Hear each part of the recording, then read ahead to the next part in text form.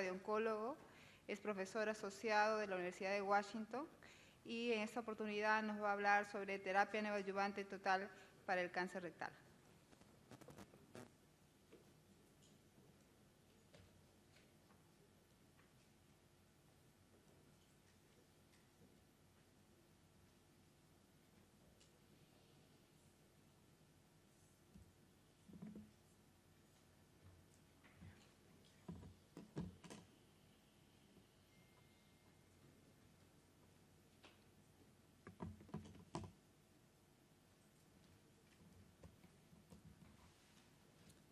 Thank you so much for inviting me here.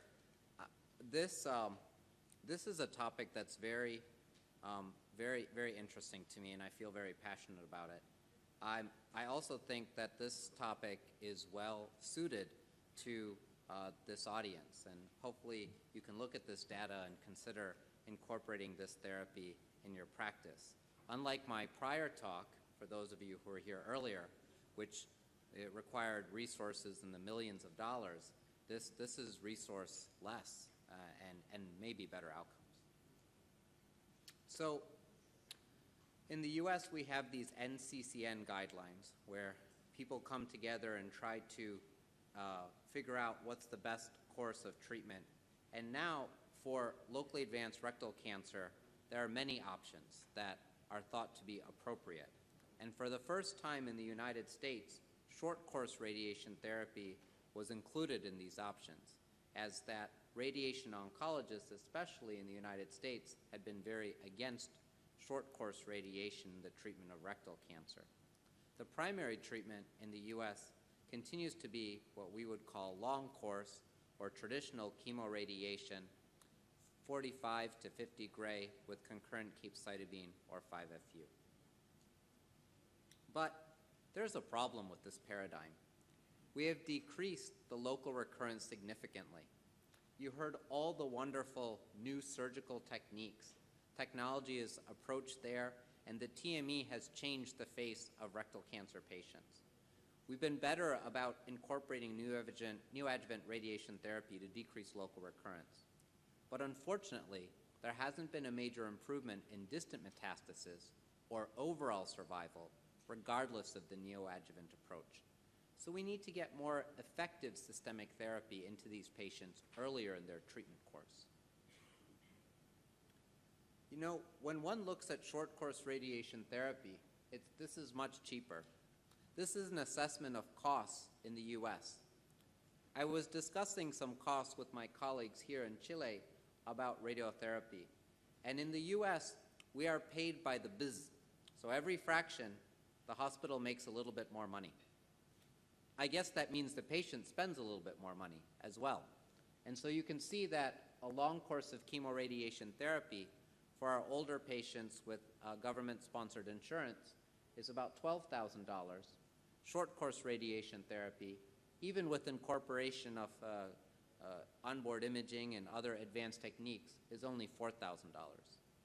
So for patients and for a healthcare system, this is a cost savings. For a hospital or a radio-oncologist in the US, this is a cost loss or a revenue decrease. So we wanted to look at incorporating short course radiation therapy with chemotherapy in a trial that we had worked on. And our rationale was the following.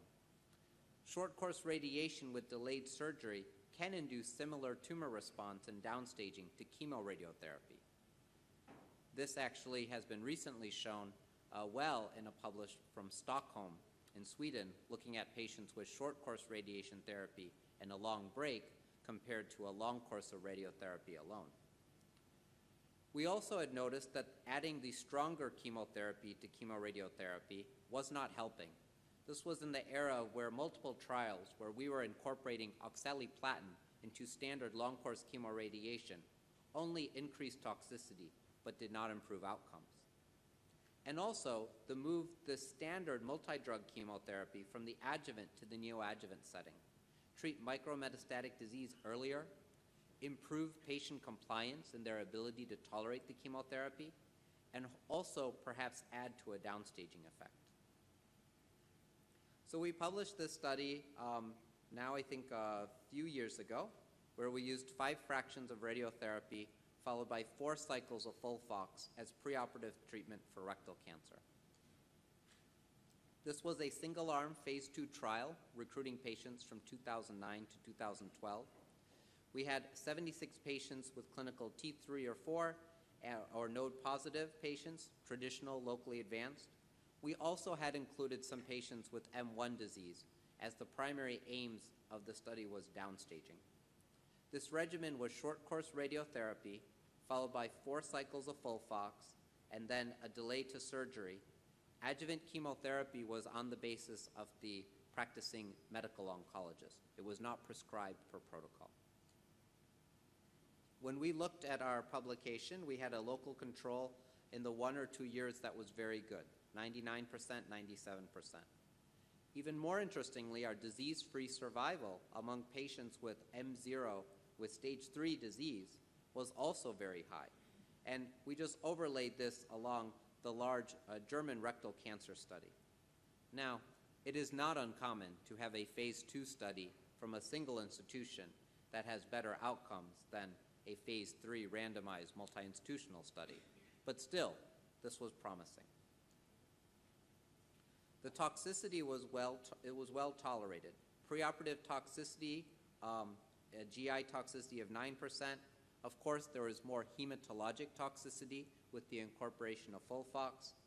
In terms of the late toxicity, we had about 20 grade 3 events, maybe 13 may have been radiation related. 3/4 had sphincter-preserving surgeries, and there was a 25% pathologic complete response. So our conclusion on this paper was this was well tolerated with good treatment response, but we would need longer follow-up to assess the disease outcomes. We also looked at quality of life. For many years, decades, there was a concern among radiation oncologists, especially in the United States, that the short-course radiation and hypofractionated radiation would lead to long-term deleterious effects, where the patients would have some sort of change in their function over many years. We tried to incorporate quality of life into this study. We administered a questionnaire before treatment, before surgery, and 1 year after treatment. These quality of life metrics, they become quite a lot to understand, so I am going to go through it quickly. But the idea is here at the bottom. The majority of patients had either no change or an improvement in quality of life 1 year post-treatment. There was no statistically significant correlation between quality of life and disease recurrence, pathologic complete response, T-stage, downstaging, or acute or late toxicity. In fact, the only quality of life issue was between patients who had an ostomy versus no ostomy. And so that was the only thing that came in this study that would determine changes in quality of life. So our conclusion, a stable quality of life outcome, again, only 1 year post-treatment, this would support further study of this regimen in other trials. We also then compared the disease-free survival of the patients treated in this era from this study and patients that we had treated outside of the study with our historic controls. We looked for patients with matching T and N stage, as well as we selected patients who received the same amount of chemotherapy cycles. For those of you who practice in radiation in the treatment of patients with rectal cancer, you know that only 2/3 to 3/4 are candidates for adjuvant chemotherapy after they go through traditional long-course chemoradiation and surgery. Here we saw an improvement in our disease-free survival compared to our neoadjuvant, compared to our traditional therapy. One thing that became interesting was we wanted to compare between centers. And so we have colleagues at Stanford, which is a match cohort. Now, many of you may not know the differences in different parts of the United States. But let me assure you, where I practice in St. Louis, Missouri, this is a low-income area in the United States. Stanford is in California. California, if it was its own country, I think would have the 6th or 7th largest GDP in the world, if that state itself was a country. It is a very high income, high resource area to practice. We matched the patients by T and N stage, and they had similar demographics, but of course different economies. What was interesting was our patients had a better PCR rate with short course radiotherapy and chemo, and they received more adjuvant chemotherapy with better disease outcomes. We are in the process of submitting this for formal publication, but this was a very surprising result, given that we knew that the patients had an imbalance in their socioeconomic factors. I also would say Stanford would never let me into their center. They're very, very smart people there. So now there are 3 randomized studies that are ongoing that have looked at this approach. We have a Polish study, there is an accruing Chinese study, and there is the Dutch Rapido study. And these now have looked at thousands of patients. This Polish study was published in the Annals of Oncology here in 2016. It looked at a long-course oxaliplatin-based chemoradiation versus a short-course radiation with consolidation chemotherapy. So this study was very practical, but makes it a little bit hard to understand. They had started the study in the era of using short-course radiation and FOLFOX, but then also incorporating the oxaliplatin into the chemoradiation. Again, this was the time when we were adding oxaliplatin to everything. When the results of the STAR study and some of the other studies were released, they dropped oxaliplatin from both arms. They looked at an R0 resection rate, and they found similar compliance and tolerability for this. No big differences between PCR between the areas, but there was lower acute toxicity with the short course radiation therapy, with similar post-op and late complications. The most interesting thing is this slide, overall survival. There was an improvement in overall survival in the short course radiation followed by chemotherapy, as opposed to the chemoradiation, 73% versus 65%. There is no difference in other major disease outcomes. So, a little bit surprising. How were the patients living longer if they did not have a change in their disease-free survival or distant metastases? It is not clear, but I ask of you, which curve would you want to be on? This is a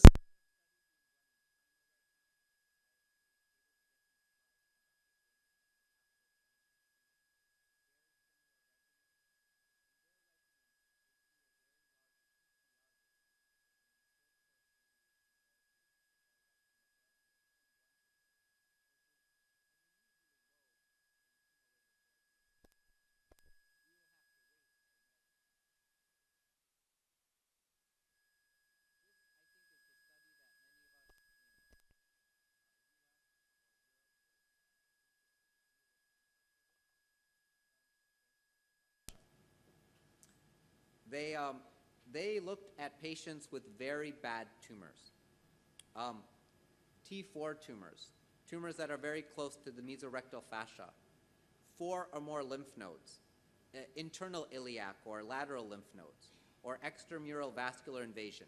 These are the worst of the locally advanced rectal cancers. And I would say consistent with the advanced disease that is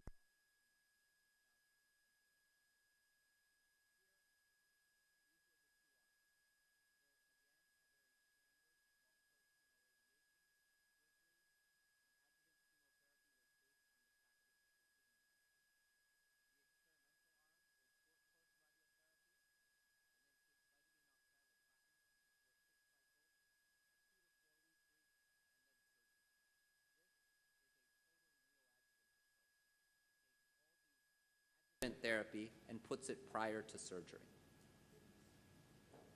These were the participating countries. As you may imagine, this was mostly in Northern Europe. My center was the only site in the U.S. to participate. I think I was clear about the financial challenges of revenue in participating in such a study, but I thought it was, based on our results, something we really wanted to participate in. It is humbling to say that the USA, which, as we all know, is the biggest and baddest and toughest country, has less enrollment than Slovenia. I was able to get these slides from Dr. Hospar, who presented this at the ECHO conference in January of 2017. The conclusions thus far: in the experimental arm, 80% of patients were able to receive the 6 cycles of Capox. There were more adverse events in the experimental arm. There is, when you're giving patients short-course radiotherapy in a break, and then this amount of chemotherapy, there are new adverse events that you'll see. These have not been fully brought out, but in our practice, we do see some proctitis that happens between the short-course radiotherapy and the chemotherapy that is moderate to severe. And then, of course, we have the hematologic toxicity of this many cycles of capecitabine and oxaliplatin. It was important to realize that even though there was a difference in these adverse events, that patients on both sides were able to make it to surgery without a change there. The pre- and post-operative mortality was less than 1% in both arms. 86% of patients underwent resection, and the overall PCR rate was 20%. It is too early to find their major outcomes, which is a variant of disease-free survival. This is expected in the 4th quarter of 2020. A PCR rate of 20% in these advanced tumors is very unusual for standard chemoradiation. If we would look at prior studies on a phase 3 level, those PCR rates, even when including smaller tumors, stage 2 tumors T3 and 0, or maybe T3 and 1 but far from the mesorectal fascia, would only be about 10 to 15%. They did not differentiate the PCR rate between the arms, as that scientifically they do not want us they don't want to, it is not the primary aim they want to report forced. Many of us in the community are encouraging them to share those rates because I think that would affect practice. So, you know, this is better than the US studies and better than the Römer German rectal cancer study and really, really bad tumors. So I feel so strongly about this, I try to say it in Spanish. La radiación de curso corto seguida de quimioterapia es mejor que la quimoradiación. La contracción tumoral es la misma. Es más barato, más fácil y puede haber mejorado la supervivencia.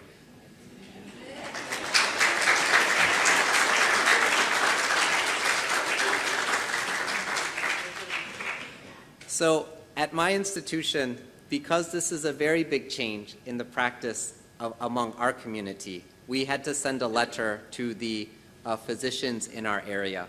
And I've shared this letter with some other people at other centers who are looking to make this change. There is more support for short-course radiotherapy and these approaches in the United States. But we summarized this to send because referring physicians, they get worried on how something can be so different and such a change. Thank you. I'd be open for any questions.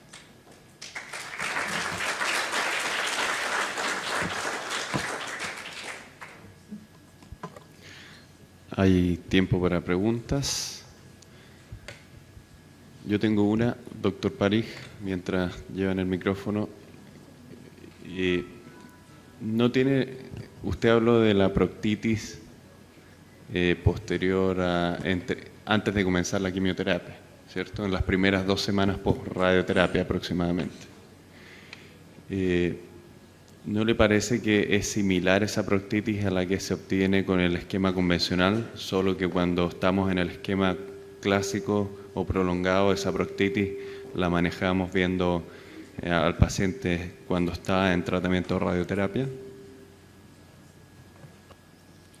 You are absolutely correct.